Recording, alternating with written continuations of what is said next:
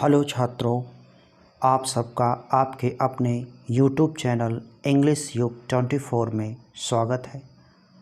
छात्रों, देर न करते हुए हम लोग सीधे पॉइंट पे चलते हैं। आज हम लोग सीखेंगे सेंट्रल आइडिया अच्छी प्रकार से किस तरह से लिखी जाए। यहाँ पे छात्रों आपको फायर एंड आइस लिखा गया है, जो एक कविता का नाम है। आज हम इसी कविता का सेंट्रल आइडिया अच्छे से कैसे लिखें जिससे हमें यूपी बोर्ड एग्ज़ाम में 3 का 3 नंबर पूरा मिल जाए। तो छात्रों, देर न करते हुए हम लोग सीधे पॉइंट पर चलते हैं। छात्रों, जैसा कि आप जान रहे हैं, पेपर में आपको 3 पोएम का नाम दिया होगा, उसमें से एक लिखना है। मान लो उसमें से एक यही है, फायर एंड आइस। तो हम कैसे लिखें को हमको अच्छा सा अंक प्राप्त हो। तो छात्रों, सर्वप्रथम हमारी पहली लाइन होनी चाहिए, the poem fire and ice.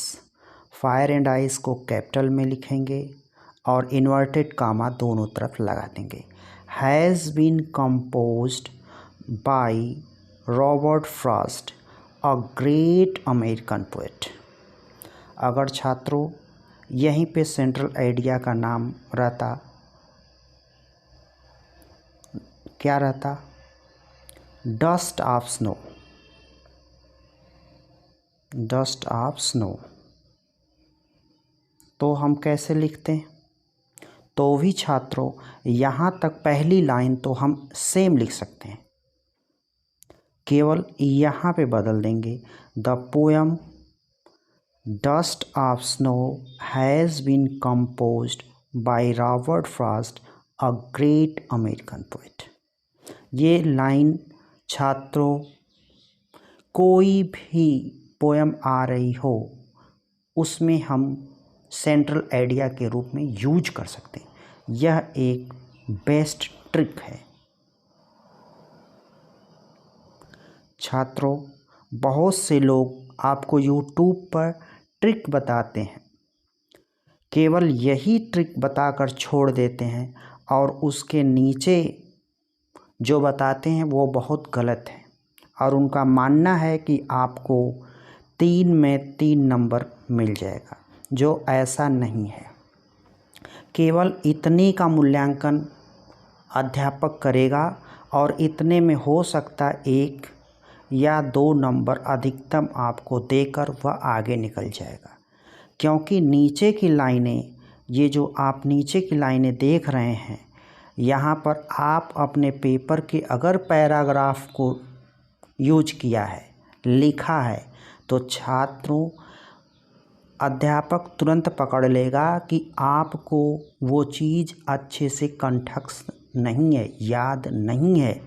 इसलिए आप मेरे आँख में धूल झोंक रहे हैं। डस्ट ऑफ स्नो नहीं, बल्कि dust in the teachers eyes आप थ्रो कर रहे हैं डस्ट। तो छात्रों आपको 1 या 2 नंबर से ज़्यादा नहीं देगा, आपको फुल मार्क्स चाहिए 3 में 3 हो।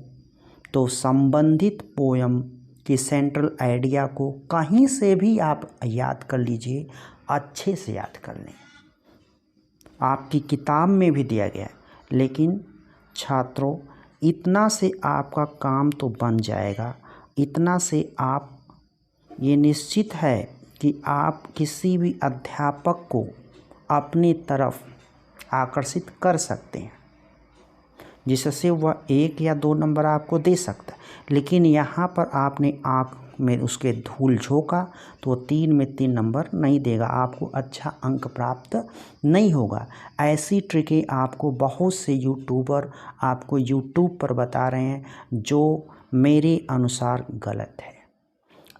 आपको अच्छा नंबर प्राप्त करना है, 3 में 3 नंबर प्राप्त करना है, तो आप संबंधित पोएम को अच्छे से पढ़ें, समझें, खुद सोच विचार करें या किताब में दी गई सेंट्रल आइडिया को क्रैम कर लें, याद कर लें। तो छात्रों देर न करते हुए हम लोग पुनः इसको अच्छे से पढ़ते हैं और समझते हैं। तो छात्रों सेंट्रल आइडिया है फायर एंड आइस की, जो वर्ष 2023 के एग्ज़ाम में आ चुका है। ये कविता हमने बहुत अच्छे से पढ़ाई है, जिसको आप प्लेलिस्ट में जाकर देख सकते हैं। हमारे यूट्यूब चैनल का नाम है इंग्लिश युग 24, आप सर्च करके देख सकते हैं।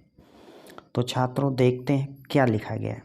The poem fire and ice, fire and ice कविता हैज़ बीन कंपोज्ड, रची गई है by Robert Frost, Robert Frost के द्वारा, ए ग्रेट अमेरिकन पोएट, जो एक महान अमेरिकन कवि हैं।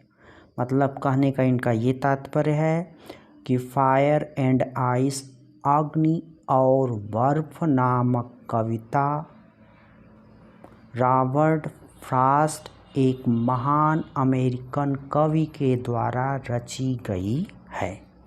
अगली लाइन को देखते हैं छात्रों। This is a short and simple poem, यह एक छोटी और साधारण कविता है। विच हैज, लेकिन, छोटी है साधारण है, लेकिन विच हैज जो रखती है, सिंबॉलिक मीनिंग, प्रतीकात्मक अर्थ, जो एक प्रतीकात्मक अर्थ प्रदान करती है।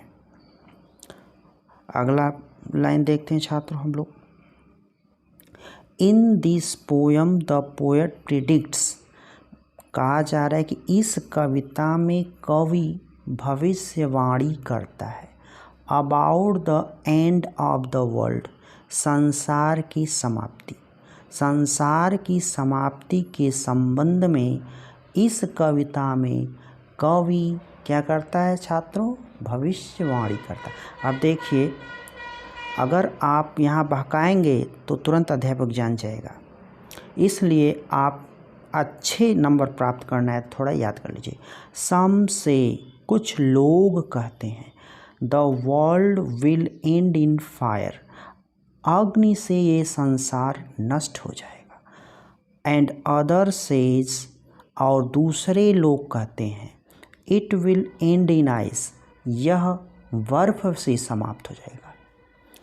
अकॉर्डिंग टू द पोएट, लेकिन कवि के अनुसार, कवि क्या कहता है, कवि क्या मानता है, fire stand for strong and unlimited desire, लेकिन कवि के अनुसार फायर, कवि कहता है कि जो फायर है ये प्रदर्शित कर रहा है, क्योंकि ये कविता कैसी है, सिंबॉलिक है, प्रतीकात्मक अर्थ को प्रयुक्त किया गया है। तो फायर जो शब्द आया, यह प्रयुक्त हुआ है स्ट्रॉन्ग और अनलिमिटेड, कठोर, असीमित, डिजायर अर्थात अटल इच्छा को, ग्रीड लालच, एवायरिस ये भी लालच, और लस्ट विलासिता। मतलब यह है कि संसार समाप्त हो जाएगा किससे, फायर से। फायर किसका प्रतीक है, फायर का मतलब कवि के अनुसार यह जो अत्यधिक लालच, बहुत अधिक इच्छा, प्रबल इच्छा जिसको कहेंगे, असीमित इच्छा, असीमित लालच, विलासिता असीमित से संसार समाप्त हो जाएगा। और वाइल, कभी कह रहा है वाइल, जबकि आइस स्टैंड्स फॉर कोल्ड, लेकिन जबकि आइस जो है, बर्फ जो है, ये किसका प्रतीक है, किसके लिए आया है, फॉर कोल्ड। कोल्ड माने छात्रों यहाँ ठंडा नहीं, ठंडा का मतलब यह यहाँ पर भाव विहीन, जिसके अंदर भाव नहीं हो। अगला वर्ड हेटेड या हेटेड, जो नफरत करता हो, जो घृणा करता हो, अर्थात जिसमें प्रेम का अभाव हो। कहने का मतलब यह है कि इन दोनों शब्दों में प्रेम का अभाव है। 10 इस तरह से या इस प्रकार, चूँकि both are dangerous for human beings, इस प्रकार से या इस तरह जो फायर है और जो आइस है, यह दोनों मानव जाति के लिए, मानव प्रजाति के लिए, मानव के लिए खतरनाक हैं। दे विल, ये दोनों, causes the end of the world, ये दोनों ही मुख्य कारण बनेंगे संसार की समाप्ति का।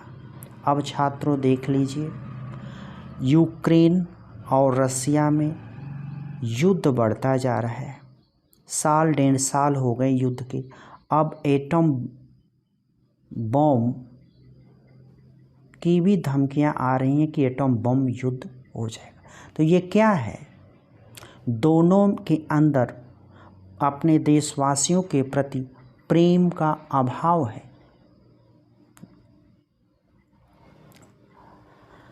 बिकॉज, क्योंकि the more we try to satisfy them, क्योंकि हम जितना अधिक इन दोनों में से किसी एक को या दोनों को वी ट्राई टू सेटिस्फाई, संतुष्ट करना चाहेंगे, तो क्या होगा? द मोर दे ग्रो, ये दोनों उतने ही अधिक बढ़ते जाएंगे। तो छात्रों, अब हम देख लेते हैं यहाँ पे जो हार्ड वर्ड आए हैं उसका हिंदी।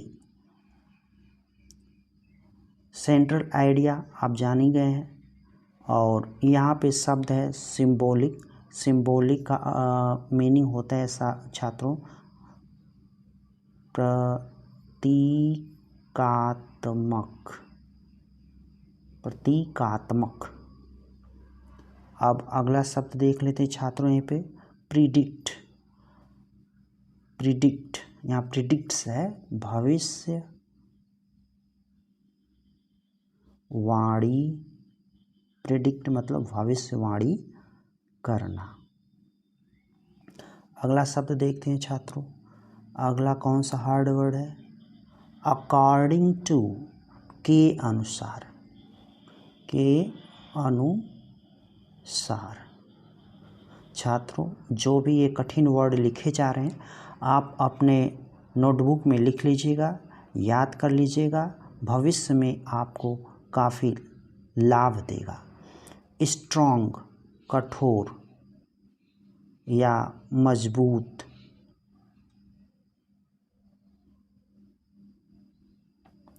और अनलिमिटेड, असीमित। डिजायर,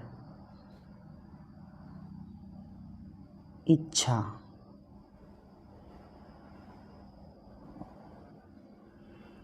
ग्रीड, एवायरिस, लालच।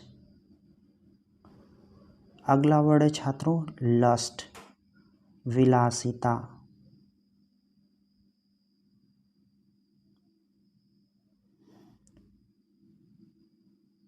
अगला छात्रों कठिन वर्ड है कोल्ड, भावहीन। हेटेड, नफरत या छात्रों घृणा कहेंगे। और देखते हैं कौन सा कठिन वर्ड है, डेंजरस, खतरनाक।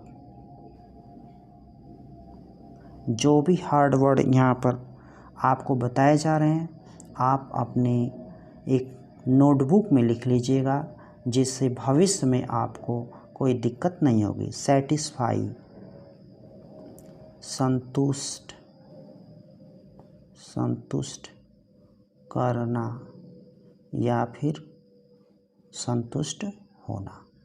छात्रों, उम्मीद करता हूँ कि आप लोगों को हमारी द्वारा ये जो सेंट्रल आइडिया बताई गई है पसंद आई होगी। अगर आप सबको ये पसंद आई हो तो हमारे यूट्यूब चैनल को, हमारा यूट्यूब चैनल है इंग्लिश युग 24, जिसे आप लोग लाइक, अपने दोस्तों में शेयर और सब्सक्राइब करें, ताकि आपसे मोटिवेटेड होकर हम और अच्छी से अच्छी ज्ञानवर्धक वीडियो बना सकें। तो छात्रों, किसी के बहकावे में मत जाइए, आप अच्छे से हार्ड वर्क करिए, हमारे साथ अच्छे अंक प्राप्त करिए। धन्यवाद।